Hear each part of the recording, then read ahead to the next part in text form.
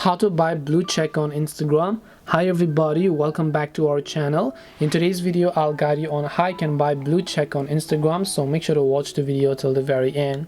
If you would like to buy blue check on Instagram, all you have to do is go ahead and then first of all open the Instagram app. One thing I want you to understand is that currently there is no way that you can actually buy the blue check on Instagram. So far as I'm making this video, there is no other way. If you do know, then make sure to leave them down, but you can request for the blue check or the verification by simply going to this settings and privacy option here, and then once you're here, simply go to this option known as account tools or anything as such. So you can go to account type and tools, and once you're here you can just tap the request verification option. Once you tap on this request verification option, you should be able to go ahead and fill out a specific form.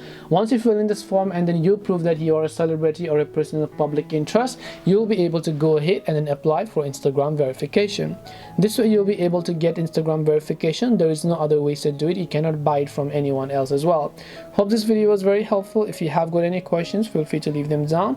Thank you for watching till the end of this tutorial, and see you soon in the next video.